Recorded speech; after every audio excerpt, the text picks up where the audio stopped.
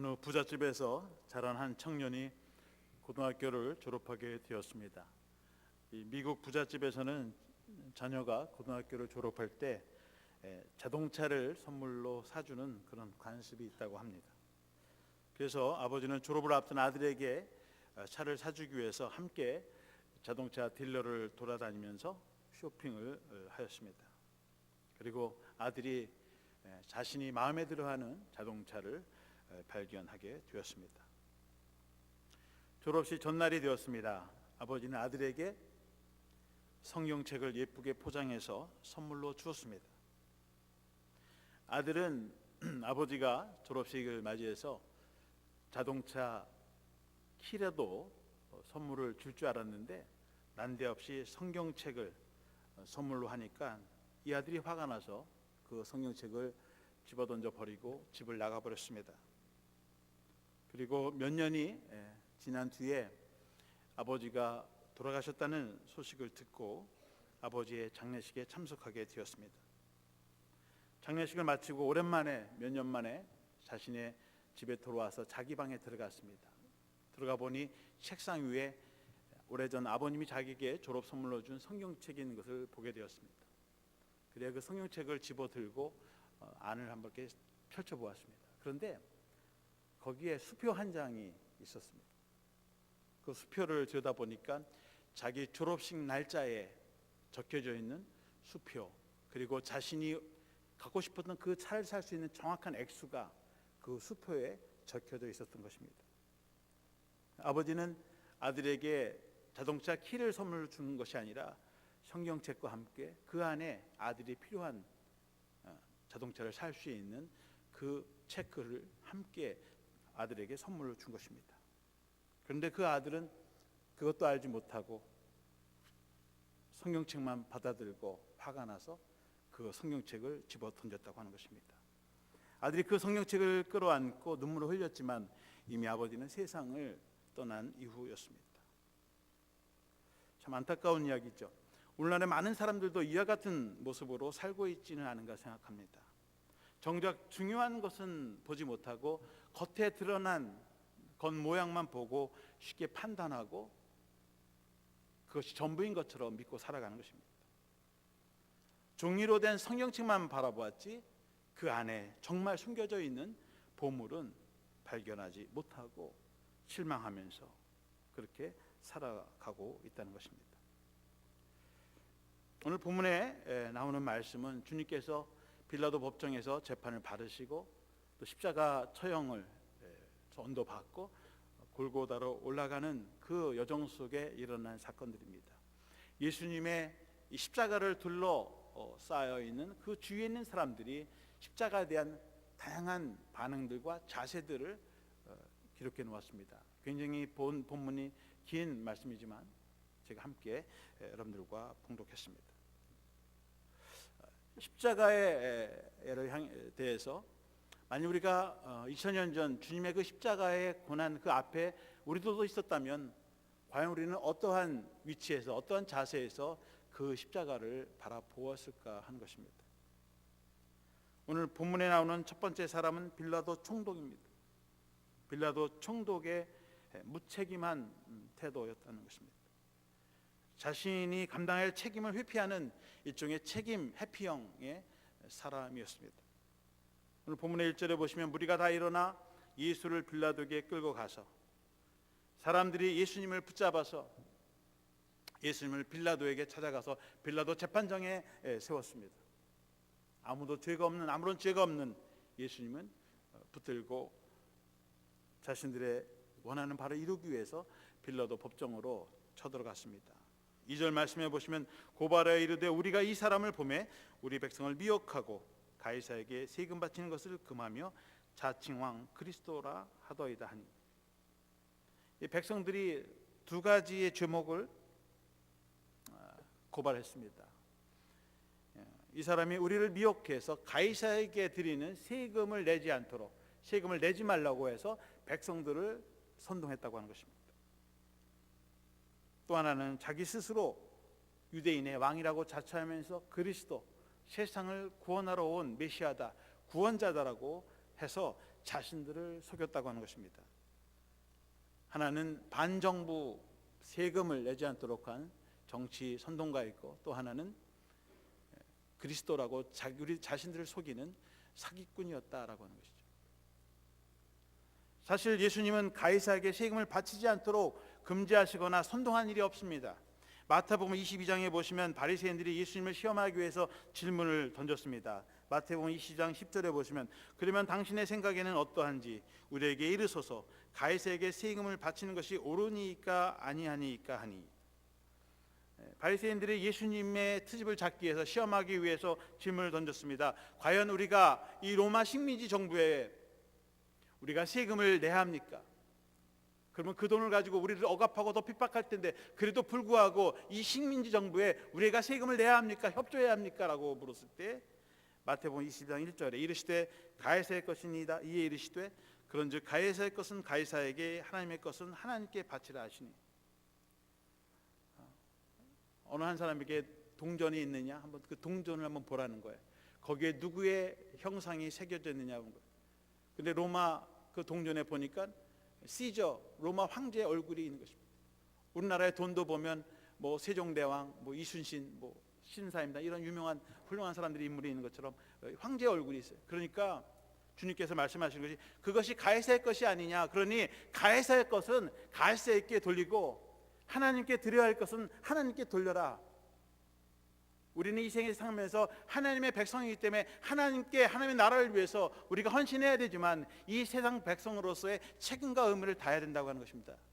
비록 로마 식민지에 있지만 그 식민지 정부를 위해서도 자신들의 책임을 다해야 된다고 하는 것을 예수님께서 말씀하셨지, 로마 정부에다가는 세금 내지 말고 하나님께만 바쳐라, 그렇게 말씀하지 않으셨습니다. 그러니 이 백성들이 고발하는 그 고발은 거짓이었습니다. 여러분, 로마 총독으로서 해야 할 일이 뭐냐면 제일 중요한 게 황제에게 세금을 바치는 거예요. 총독을 세우는 것은 그 백성들을 다스리면서 그 식민지 지배에 있는 사람들에게 세금을 거두어서 그 세금을 로마 정부에게 보내는 일이에요. 그것이 로마 총독의 가장 큰 해야 할 일입니다. 그래서 세리장이들을 세우고 세리장으로 하여금 그 지역을 잘 아는 그 민족 중에서 세리장이들을 뽑아서 그들에게 세금을 징수하는 거예요. 막강한 힘이 세금입니다. 만일 빌라도 총독이 세금을 포탈하거나 세금을 로마 황제에게 바치지 않으면 당장 목이 날아갑니다. 만일 누가 세금을 거두는 것을 반대했다면 빌라도 총독이 이미 명령을 내려서 잡아다가 당장 가두었을 것입니다. 빌라도 총독도 예수라는 이분이 세금을 포탈하든지 아니면 반대하든지 그런 걸 들어본 적이 없어요. 그러니 죄가 없는 것입니다. 예수님의 두 번째 제목은 자칭 유대인의 왕이여 그리스도라는 것입니다. 자기가 이 유대인의 왕이라고 하는 거예요. 그리고 이 나라를 통치하고 새로운 나라를 세우겠다고 하는 것입니다. 자기가 그리스도라고 하는 것입니다. 이 세상에 와서 이 백성들을 다 구원한다고 하는 거예요. 그래서 로마의 정부로부터, 로마의 정치 억압으로부터 이스라엘 백성들을 해방시키고 그리고 새로운 나라를 세우고 자신이 왕이 될 것이고 그들을 구원하겠다고 하는 것입니다. 그래서 제자들도 따라왔고 많은 무리들도 그렇게 될 것이라고 믿고 예수님을 따랐던 것입니다. 그런데 결과는 아무것도 이루어지지 않았다고 하는 것입니다. 속았다는 것이죠. 빌라도가 자칭 유대인의 왕이라고 구세주라고 했지만 실제로 무슨 국가를 전복하기 위해서 반란을 일으킨 것도 아니고요.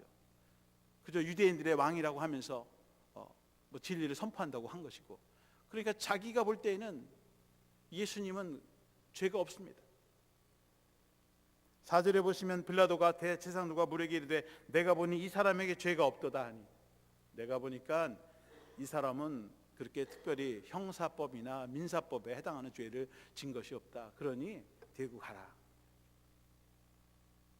그러니까 사람들이 수군거리기 시작하고 다시 소유를 일으킵니다. 저 사람을 십자가에 매달고 죽여야 되는데 아니 저 사람들을 무죄방면한다는 건가. 사람들이, 군중들이 소유하기 시작하니까 빌라도가 이럴 수도 없고 저럴 수도 없습니다. 6절과 7절에 보시면 빌라도가 듣고 그가 갈릴리 사람이냐 물어 헤롯의 관할에 속한 줄 알고 헤롯에게 보내니 그때 헤롯이 예루살렘에 있더라. 이 사람이 어디 출신인가 보니까 갈릴리 사람이야. 그래? 잘됐다. 갈릴리는 유대인의 왕인 헤롯의 또 관할 구역이니까 헤롯에게 가도 문제가 없겠다. 정치 지도자로서 재판관으로서 무엇이 옳고 그른지 알고 옳은 것은 옳다 하고 그런 것은 그렇다고 해서 예수님이 무죄라면 무죄 방면을 해야 되는데 사람들의 눈치, 사람들의 그 소요, 그것이 두려우니까 타협하고 만 것입니다. 자신이 결정해서 문제의 소지를 일으키기보다는 오히려 자신에게 다가오는 그 불이익을 당하지 않으려고 자신의 책임을 회피하고 책임을 전가한 것입니다. 빌라도의 죄는 바로 그것입니다. 재판장으로서 바르게 치리하고 무죄이면 무죄라고 선고를 해야 되는데 사람들의 눈이 무섭고 그들이 소요가 무서워서 자신이 해야 할 책임을 회피하고 만 것입니다. 책임 회피형입니다. 두 번째로는 헤롯 왕입니다. 헤롯 왕은 방관자 혹은 구경꾼의 입장에서 예수님의 십자가를 바라보았습니다. 8절 말씀해 보시면 헤롯이 예수를 보고 매우 기뻐하니 이는 그의 소문을 들었으므로 보고자 한 지 오래였고 또한 무엇이나 이적 행하심을 볼까 바랐던 연거로라. 빌라도가 예수님을 헤롯에게 다시 보냈습니다. 그런데 헤롯은 의외로 예수님을 만나기를 무척 고대했다. 그리고 예수님이 자기에게 온다는 소식을 듣고 무척 기뻐했다고 하는 것입니다. 이미 헤롯 왕, 유대인의 왕인 이 헤롯 왕도 예수님이라고 하는 분에 대한 소문을 익히 알고 있었습니다. 가는 곳마다 병자를 일으키고요, 귀신을 쫓아내죠. 아니 배고픈 사람들을 5,000명, 4,000명씩 뭐 물고기 몇 개 하고 떡 몇 조각을 가지고 5,000명을 먹였다고 하고요. 심지어는 죽은 사람까지 살렸다고 하네요.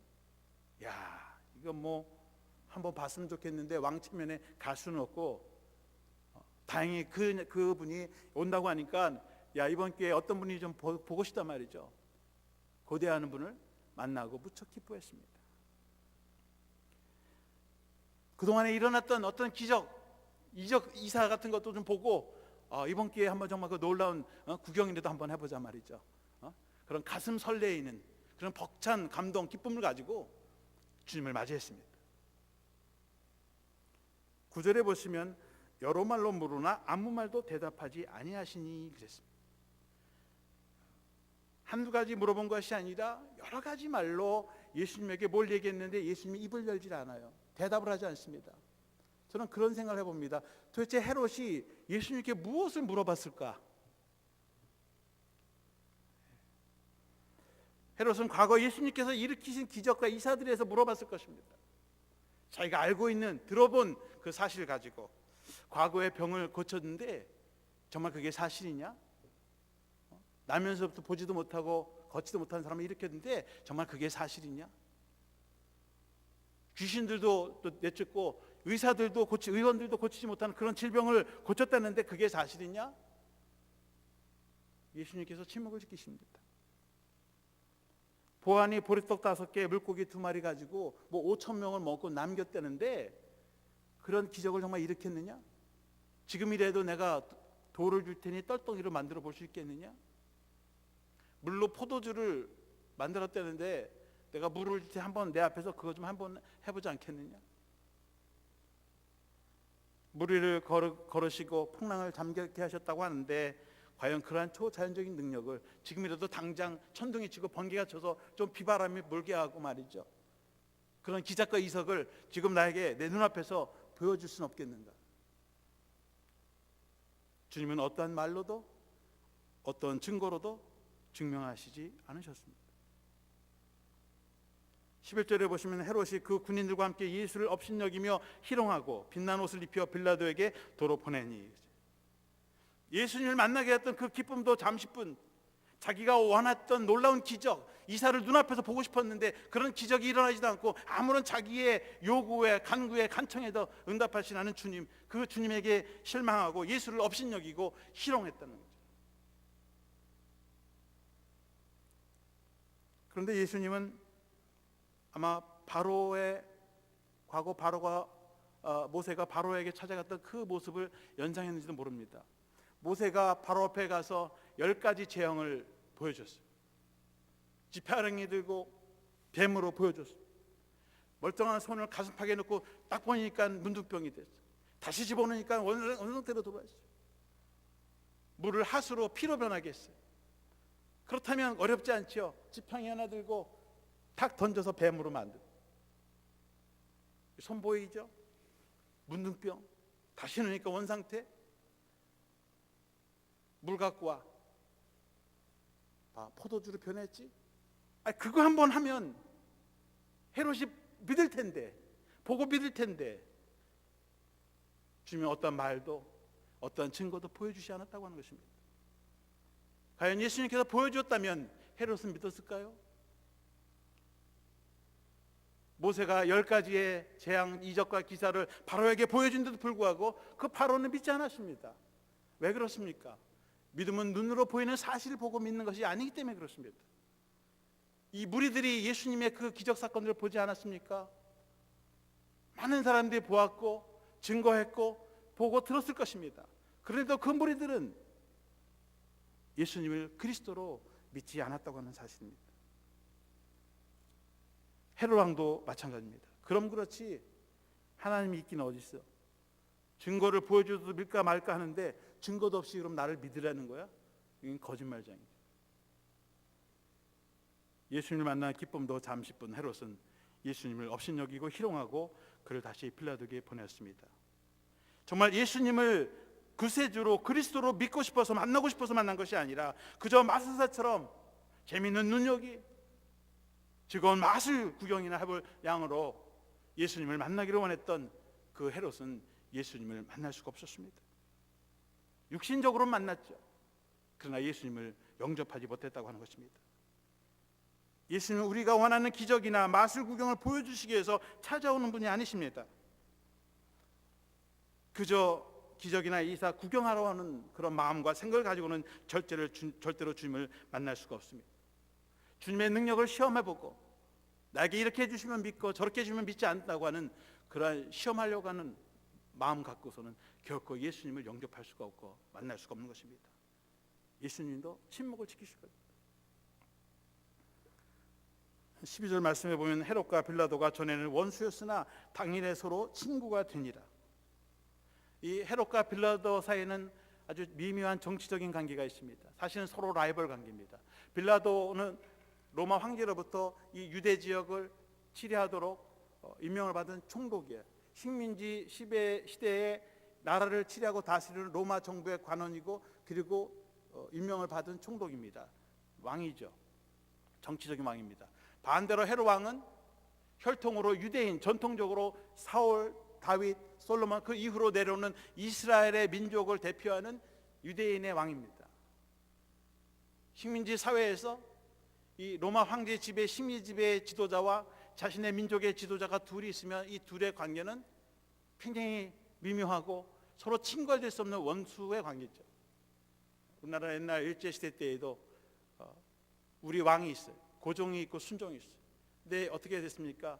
그 왕을 다 잡아다가 볼모로 일제시대에 가둬놓는 거예요. 왜? 이 한민족들이 그 왕을 중심으로 해서 뭉칠까 봐 아예 씨앗을 불씨를 없애버리는 거예요. 소위 여왕벌을 없애버리는 거예요. 그럼 벌들이 다 흩어지겠죠. 그런 관계에 있는 것이 빌라도와 헤롯입니다.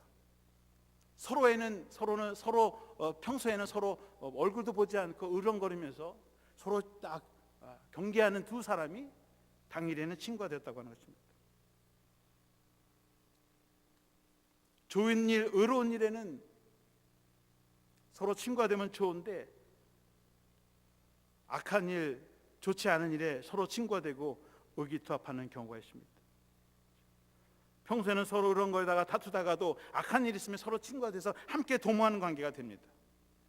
둘 중에 한 사람이라도 의로우면 그 관계가 성립이 안 됩니다. 왜? 그건 악한 일이니까. 그런데 두 사람이 똑같으니까 그것이 친구가 되는 거예요. 둘 다 세상적인 욕심, 자기 이기적인 야망으로 가득 차 있으니까 그 세속적인 목적을 위해서 서로 이익과 목적을 위해서 서로 친구가 되는 것입니다. 서로 친구가 되어도 예수님을 십자가에 못 박는 일에 친구가 되는 것이 아니라 예수님과 함께 십자가에 동참하는, 고난에 동참하는데 여러분 친구가 되어야 하겠습니다. 두 사람은 자신의 이익, 또 자신의 목적, 자신의 세상적인 성공을 위해서 결국은 예수님께 등을 돌리고 십자가에 매단 것입니다. 세 번째로 우리가 생각해 볼 사람들은 현실의 이익과 목적만을 추구하는 무리들입니다. 백성들입니다. 그들의 이기주의예요. 현실 만능주의입니다. 15절과 16절에 보시면 헤롯이 또한 그렇게 하여 그를 우리에게 도로 보내었도다. 보라 그가 행한 일에는 죽일 일이 없느니라. 그러므로 때려서 놓겠노라. 자, 헤롯 왕이 다시 빌라도에게 예수님을 넘겼습니다. 그런데 여전히 빌라도는 예수님으로부터 어떤 죄를 발견하지 못했습니다. 그래서 그저 몇 대 때려서 그냥 보내겠습니다. 그리고 선도했어요. 태형, 40대 곤장으로 다스리자. 그렇게 했더니 사람들이 가만히 있지 않았습니다. 18절에 보시면 무리가 일제히 소리질러 이르되 이 사람을 없이 하고 바라바를 우리에게 놓아 주소서 하니, 차라리 예수를 죽이고 없애버리고 우리에게 바라바를 내어달라고 그렇게 무리들이 소리를 치고 소요를 일으키기 시작했습니다. 19절에 보면 이 바라바는 성중에서 일어난 밀란과 살인으로 말미암아 옥에 갇힌 자라고 했습니다. 바라바는 정치범입니다. 그래서 빌라도 법정에 끌려왔고 이 친구도 잘못하면 결국은 사형 선고를 받게 될 그런 위치에, 그런 위기에 놓여 있는 사람입니다. 밀란을 일으키고 살인을 저지른 사람입니다. 식민지 시대에 밀란을 일으켰다고 하는 것은 자신의 동족을 향해서 밀란을 일으킨 것이 아니라 자신은 로마 정부를 향해서 밀란을 일으킨 거예요. 이스라엘 독립을 위해서 사람들을 모으고 그리고 반란을 일으키고 로마 정부에 대해서 대항해서 싸운 사람들. 그래서 로마 군인들을 죽였고 그 와중에 많은 사람들을 죽게 된 거죠. 로마인들도 죽였고. 그래서 이 사람은 밀란을 일으키고 살인을 한 제목으로 지금 구속 수감되어 있는 사람입니다. 유대인들의 입장에서는 자칭 유대인의 왕이요 세상을 구원하러 오는 메시아다라고 예수님을 믿고 따라다녔습니다. 그래서 이 마지막 때에 예수님의 제자들을, 또 사람들을 그 앞에서 칼을 들고 로마 정부와 대항해서 자신들에게 정치적인 억압으로부터 해방시키고 자신들을 자유의 몸으로, 그래서 새 하늘과 새 땅, 새 예루살렘을 세우고 예수님이 왕이 되고 자기들은 이 하나님의 아들 예수 그리스도가 통치하는 그런 나라를 대망한 것입니다. 예수님의 제자들도 그렇게 생각을 했고 많은 무리들도 저분이 우리를 구원하러 오시는, 그래서 이 정치적인 억압, 사회적인 구속 우리를 해방시키고 경제적으로도 우리에게 밥을 먹이고 입힐 수 있는, 봐라 5,000명을 먹이지 않느냐 말이에요. 저분을 우리가 믿으면 우리는 정치적인, 사회적인, 경제적인 해방과 자유를 맛보게 될 것이다라고 하는 것이죠. 그런데 보니까 왕이요 우리를 구원해요? 사람들의 마음이 자신들의 현실적인 이익, 세상적인 유익을 추구하다 보니까 정작 예수님이 자신들에게 원하는 것을 주지 못했습니다. 여전히 로마 시대에 정치적인 억압을 받고 있고요, 경제적으로 여전히 수탈을 당하고요, 정치 해방은 전혀 관련이 없습니다. 차라리 칼을 들고 내가 이 백성을 구원하겠다고 하는 바라바가 차라리 현실적으로 낫다는 거예요. 그래서 적어도 저 바라바는 우리를 위해서 밀란을 일으키고 로마 정부에 대해서 칼을 들고 싸워서 지금 잡혀 있다는 거죠. 차라리 바라바가 저 사기꾼보다 낫다는 거예요. 자칭 유대인의 왕 그리스도라고 떠드는 저 사람보다는 이 바라바가 우리에게 현실적으로 더 도움이 되고 더 중요하고 더 소중한 인물이라고 하는 것입니다. 그럼 바라바는 우리가 생각하는 정말 살인자이고 사기꾼이고 무자백의 사람을 학살하고 그런 사람이 아니에요. 유대인들이 그런 사람을 내어달라고 그렇게 얘기하는 무식한 사람들이 아닙니다. 사람들이 다 알고 공감하고 있고 그 시대의 영웅일지도 몰라요. 어쩌면 안중근 의사 같은 사람일지도 모릅니다. 이등방문을 저격하기 위해서 자기 몸을 아낌없이 던지고 사제폭탄을 만들어서 테러를 한 테러범이죠. 안중근이 테러를 할 때에 당시 국제 신문에서는요, 테러리스트가 일본의 2등 방문을 테러했다. 그래서 테러범이에요. 그래서 중동의 사람들은 안중근 의사, 한국의 독립투사들이 이 테러리스트들의 선조라고 지금도 그렇게 얘기합니다. 직접 얘기를 해요. 그런데 우리가 볼 때는 안중근 의사가 테러범입니까? 자기 나라의 독립과 자주를 위해서 폭탄을 던지고 자기 몸을 자살 폭탄범으로 뭐 사대폭탄 들고 뛰어들어가면 우리는 안중근 의사를 테러리스트라고 얘기하지 않습니다. 의사죠. 우리를 구원하려고. 이스라엘 백성들은 예수 그리스도를 선택하기보다는 실질적으로 자신에게 이익을 가져다주는 바라바를 선택한 것입니다.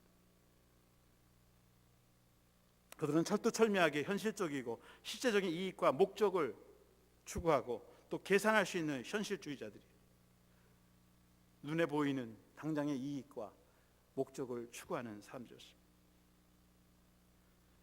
정말 하나님의 아들이 이 세상에 오셔서 우리를 구원하시는 그 깊은 하나님의 뜻과 계획이 아니라 오히려 인간적이고 세상적인 육신적인 관점에서 보는 그 구원, 그것을 바라고 그들은 그 길을 선택한 것입니다.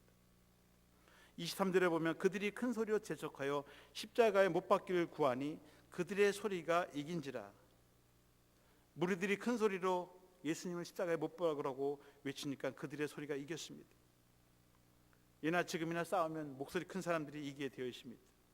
목소리를 크게 내고 소리를 지르면 그 사람이 이깁니다. 그런데 목소리가 크다고 이긴 것이 아닙니다. 이긴 것이 아닙니다.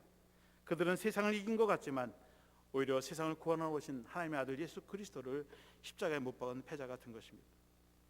여러분, 독립운동가 다 잘못됐다는 게 아닙니다. 칼을 들고 싸우는 그런 모든 독립운동가들이 다 잘못됐다, 그런 말씀을 드리는 게 아닙니다. 세상 사람들이 실질적으로 눈에 보는 이익과 현실을 더 선택하게 된다고 하는 것입니다. 하나님의 놀라운 계획과 뜻을, 하나님의 비전을 바라보기보다는 자신의 뜻, 자신의 생각을 때로 판단하고 선택하게 된다고 하는 것입니다. 오늘 본문에서 네 번째로 나오는 사람이 있다면 그 사람은 구레네 사람 시몬입니다. 억지로라도 십자가를 지고 예수님을 따라간 사람입니다. 26절 말씀해 보시면 그들이 예수를 끌고 갈 때 시몬이라는 구레네 사람이 시골에서 오는 것을 붙들어 그에게 십자가를 지워 예수를 따르게 하더라. 예수님께서 십자가를 지시고 언덕길을 향해 올라가실 때에 마침 구레네 사람 시몬이라고 하는 사람이 서울 구경하러 왔다가 뭐 예수라고 하는 분이 뭐 십자가에 달려 죽는다고 하니까 그저 길에서 이렇게 구경을 한 것입니다. 마침 예수님이 그 길을 지나가는데 예수님이 아마 쓰러졌겠죠. 그러니까 로마 군인이 당신 일로 나와, 너 대신 져. 지기도 싫은데 억지로 십자가를 지고 골고다 언덕까지 올라간 것입니다. 가는 날이 장날이라고 법정 최고의 십자가형을 받아서 죽음의 길을 걸어가는 정치범, 중죄인, 그 사람의 십자가를 대신 졌으니 세상적으로 보면 얼마나 재수가 없는 것입니다. 아마 속으로 씩씩거리면서 올라갔을 거예요. 아, 정말 오늘 속된 말로 재수 옴붙었다 말이죠. 마가복음 15장 21절에 보면 마가는 이렇게 기록하고 있습니다. 마침 알렉산더와 루포의 아버지인 구레네 사람 시몬이 시골로부터 와서 지나가는데 그들이 그를 억지로 같이 가게 하여 예수의 십자가를 지우고, 예수님이 십자가를 지시고 나서 죽은 후에 한참 뒤에 마가가 마가복음을 기록하면서 이 구레네 사람 시몬의 이름을 적으면서 그는 알렉산더와 루포의 아버지였다라고 기록하고 있습니다. 다시 말하면 이 구레네 사람 시골에서 올라온 사람인데 이미 알고 있어요. 구레네 사람 시몬이 있고 시몬의 가족 상황을 잘 압니다. 그에게는 알렉산더와 루포라고 하는 두 아들이 있었다라고 그렇게 분명하게 기록하고 있습니다. 그리고 억지로 같이 예수님의 십자가를 지고 따라갔다, 그렇게 기록하고 있습니다. 이 구레네 시몬의 아들 알렉산더 루포는 특별히 이 초대교회 당시 로마 교회에 상당한 영향을 주었던 평신도 지도자들이었습니다. 로마서 16장 13절에 보면 주 안에서 택하심을 입은 루포와 그의 어머니에게 문안하라. 그의 어머니는 곧 내 어머니니라. 사도 바울이 로마 교회에 편지를 보내면서 주 안에서 택하심을 입은 루포와 그의 어머니라고 이야기하고 있습니다. 그 루포가 바로 구레네 시몬의 아들 루포예요. 그런데 루포와 또 루포의 어머니가 내 어머니다. 사도 바울은 이 루포의 어머니 구레네 시몬의 아내예요. 아내가 나에게 영적인 어머니와 같은 친어머니시다. 그를 그에게 문안하고 잘 보살펴달라는 그런 말씀을 당부하고 있습니다. 사실 구레네 사람 시몬은 예수님을 믿는 사람이 아니었습니다. 구레네는 이쪽 그리스 해안에 있는 그런 도시입니다. 그런데 우연히 예루살렘에 왔다가 예수님이 십자가 지고 가는 것을 구경하고 있다가 군인에게 붙잡혀서 예수님 대신 억지로 십자가를 지는 사람이에요. 정말 재수없는 사람입니다. 그런데 그는 주님께서 주님의 택함을 받아서 억지로라도 주님의 십자가를 질 수 있는 은혜와 영광을 받게 된 것입니다. 십자가는 기쁘고 즐겁게 자원한 마음으로 질 수 있는 것이 아닙니다. 늘 힘들고 피곤하고 그래서 꺼려하는 것입니다. 누구도 십자가를 지려고 하지 않습니다. 그런데 마음에 내키지 않아도 힘들어도 억지로라도 그 십자가를 지고 따라가게 되면 주님께서 인정하신다고 하는 것이죠. 자신이 지어야 십자가를 어떤 사람이 나를 대신해서 지고 갑니다. 그리고 그것을 기쁘게 즐겁다고 이런 것쯤이야 그렇게 지고 하지 않습니다. 그 사람도 넘어졌을 것이고 쓰러졌을 것이고 그도 피와 땀을 흘렸을 것입니다. 그래도 끝까지 예수님을 위해서 대신해서 그 십자가를 지고 원하지는 않았지만 강제로라도 억지로라도 주님이 가셔야 하는 그 목적지까지 그 십자가를 지고 주님과 함께 그 길을 걸어간 것입니다. 그런데 주님께서 이 구레네 시몬이라고 하는 사람의 수고와 땀을 그대로 헛되이 여기지 않으셨다고 하는 것입니다. 그의 십자가를 기억하셨고 그의 가정을 축복하셔서 그의 아내와 그의 두 아들들이 예수 그리스도를 영접하고 초대교회의 훌륭한 지도자가 되었고 성경에 기록되는 훌륭한 믿음의 가문으로 세워졌다고 하는 것입니다. 때로는 우리가 억지로라도 지는 십자가가 있습니다. 가정을 위해서 져야 하는 십자가가 있습니다. 자녀를 위해서 지는 십자가가 있습니다. 여인들이 울 때 주님은 나를 위해서 울지 말고 너와 너희 자녀들을 위해서 울라. 나를 따라올 때 나만을 바라보는 것이 아니라 너희들이 책임져야 되고 울어야 할 대상이 누구냐면 바로 너희 자신과 너희들의 자녀들이다. 우리가 주님을 따라갈 때 주님 고난받은 십자가를 밟으면서 주님 얼마나 힘드십니까? 그것이 아니라 우리가 져야 할 십자가, 자녀를 위해서 져야 할 십자가, 때로는 아내와 남편 혹은 부모 형제, 때로는 교회 믿음의 사람들을 위해서 우리가 져야 하는 십자가가 있는 것입니다. 그 십자가를 바라보면서 울면서 따라오라고 합니다. 오늘 본문에 많은 사람들이 십자가 앞에서 여러 가지 다른 반응의 모습으로 십자가 앞에 나왔습니다.